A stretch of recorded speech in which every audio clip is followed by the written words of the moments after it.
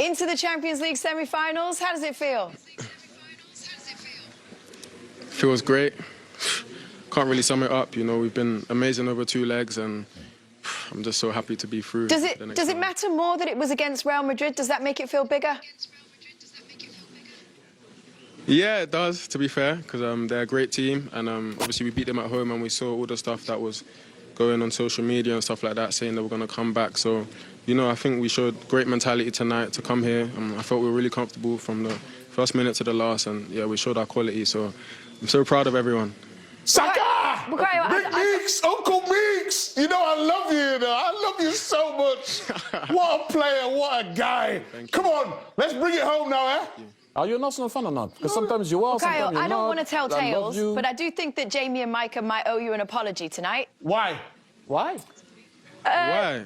What happened? Just Tell me. the commentary about the penalty. No. It was fair and honest. Tell me. No, Saka. Micah called you, said you went for the panenka and you ended up looking like a palonka. No! No, I don't believe that. Exactly. I don't believe that. Exactly. Is that true, Micah? Bukayo, can I ask you, you mentioned before about, you know, with it being Real Madrid and stuff that I'm feeling a little bit better. I want to speak about your mentality. So you've took a penalty in a pressured situation, you've missed it. I'm sure it was playing on your mind a little bit just after it. But in terms of being a top-class player and being able to get over things within game and then finish like you did for the goal, I mean, how important was that for you? No, to be honest, yeah, I went for something on the penalty. You know, if it goes in, I'm a genius. If it doesn't, you know, everyone's angry. But, you know, it can happen in the game. You can miss a penalty. But I was very confident that I was going to score tonight. I really believed. So I was calm. And I think you could see that in the way I played. So, yeah, happily that I did do it in the second half, and the chip worked in the second half instead, I guess. Talk us through that little dink there, Bukayo, please. Yeah, so obviously I made the run, Mikel's family, but I saw Courtois coming really quick, and it was the best solution I felt in that moment, and it worked. Wow. Bukayo, how hard has it been for you this season, sort of being out for such a long time and feeling like the club and the team sort of need you and waiting for you to get back? It must be almost a nice feeling, because it feels like, you know, you're such an important player for the team. But how frustrating was it watching? Yeah, it was tough at times, but at the same time I kind of accepted it. I knew which games I would be back for, so when you accept that, you're more calm, and this was one of the games that I was really preparing myself for. So yeah, it was big motivation for me in my rehab, and I'm happy that I've come back for this game. I've made my mark, and we're into the semi-finals now. PSG is up next in the next round, obviously semi-finals. I believe it's Tuesday. Is that right? Tuesday, Arsenal at home in the first leg against PSG. It gives you a tough second leg away from home. How will you make that work for you? How do you make the advantage at home work in the first leg? Just do something similar to what we've done in this tie. That would be nice for us, but we know PSG are our top team. They've improved a lot since we last played them. So it will be a very good match, and I'm looking forward to it, to be fair.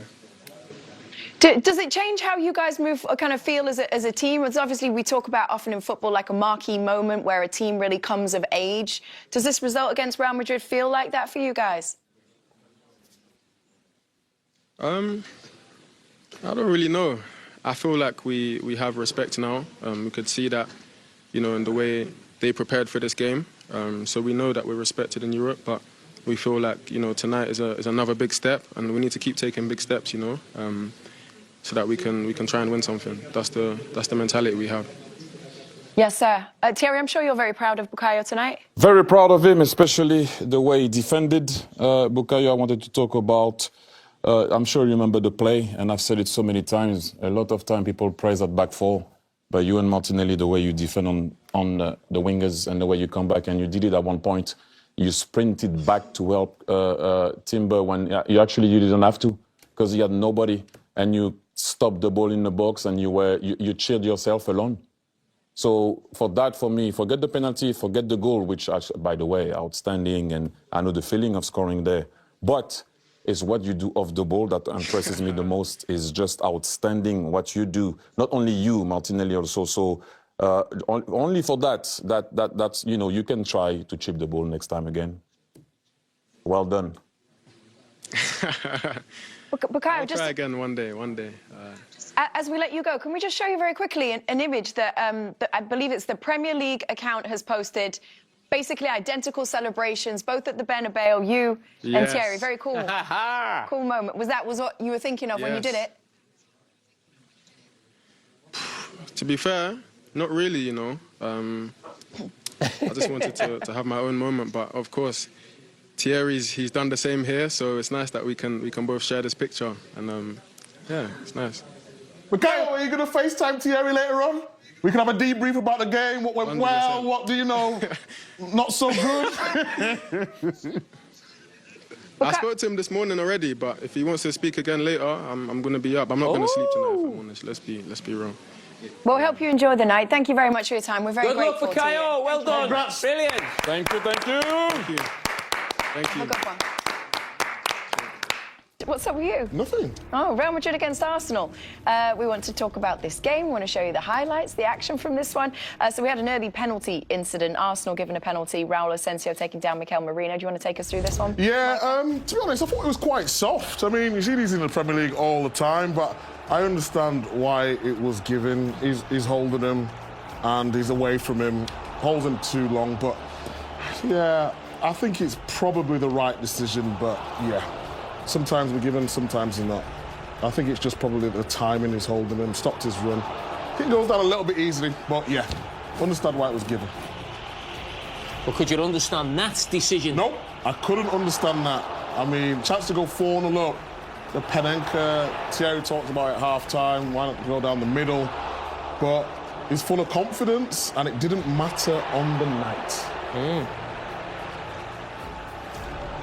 Yeah, and the one that we were waiting for 5 minutes to see if it was a penalty on Kylian Mbappe.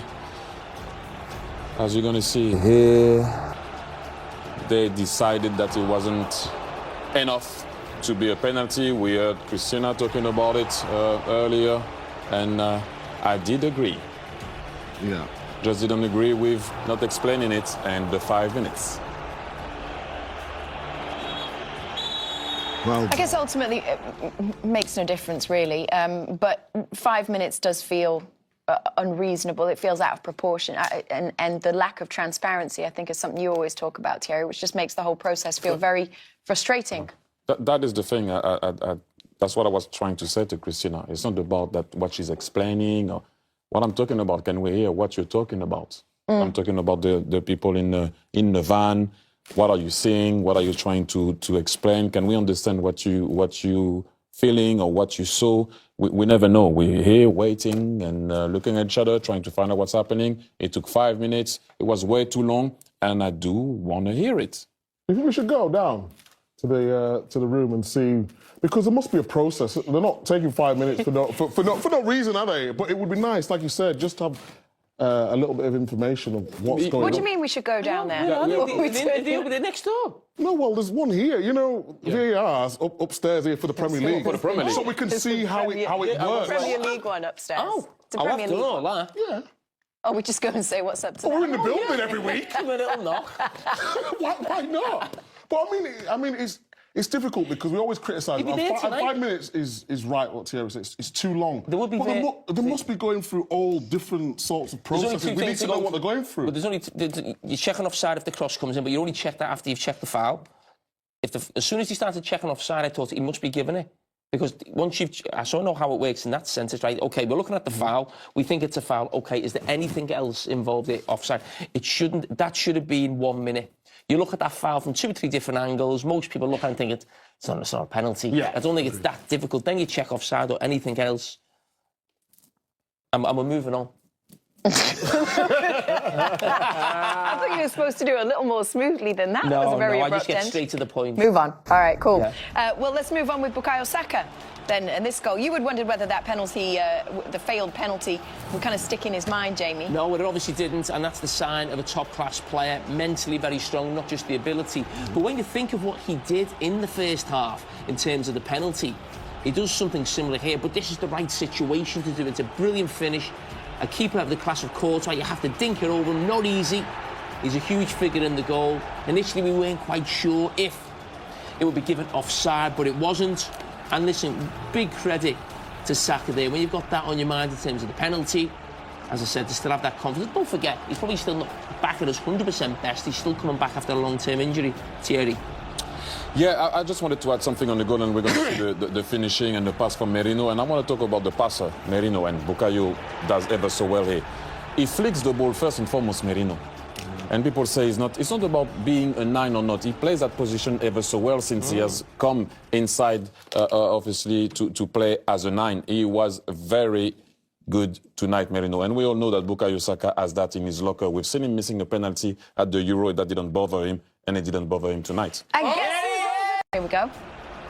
Anybody? Yeah, when it happened and we saw it, it was like I was coming back from the toilet, but why Raya? Too much information. Why Raya wants to play out there, I would not know. Of course, Saliba should do a lot better there, but manage the game, you're 4-0 up. You can see that Real Madrid are going to press. Just take your time with it. But Saliba has got to do better as well. Yeah, normally so good on the ball. We talk about scanning as a huge part of the game, and normally we talk about it in terms of attacking players, but he doesn't look over his right shoulder and check what's there. So also you have to give credit to Vinicius Junior as well. Yeah, and then you know it was going to happen. Real Madrid was going to... When you see Rudiger playing as a number 9, laying the ball off, you already know that if you go on the counter, you know on the next one is going to be good. But Hendrick comes very close here to score. Big news though for Real Madrid. Mbappe come off with that injury. Didn't look good at all. And in the end, brought on Hendrick, and it just wasn't enough for Real Madrid on the night. You'd have to have real vision and insight, though, to have picked out that Martinelli... Oh, of course. I mean, it was always going to happen. Real Madrid were going to be chasing the game. The game was going to open up on the counter-attack. Martinelli slots it home. Other assist from Merino. Yeah, it was excellent. I thought he made a really good point, Thierry, about sometimes we've been saying Arsenal need a number 9. When you've got runners like Saka, Martinelli in certain games, it works, and the pass was exquisite. And the finish to match. What a night for us. I don't think it's no coincidence that the fella on my left has picked up Martinelli this week and Declan Rice last week, as his managerial career is basically just moving to new heights, isn't it? Blossoming. He's the only manager in the room. Delighted to be joined pitchside by the man who's masterminded what we've seen over these last 2 legs. Mikel, in your reign as Arsenal boss, where does this one rank for you? 2 legs and you've beaten the holders, Real Madrid. One of the best nights in my football career for sure, and a really special one. I mean, we played against the team with the biggest history. That has been an inspiration, I think, for all of us in this competition, and to be able to win the tie in the manner that we've done it, I think we have to be very proud of ourselves. And that's it. It's the manner that you did it. You looked in control from start.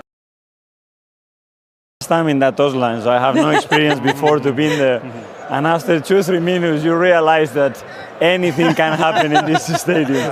And I think you have to be there to realize that. And I got the feeling straight away, something goes wrong, they score a goal, game on, and anything can happen.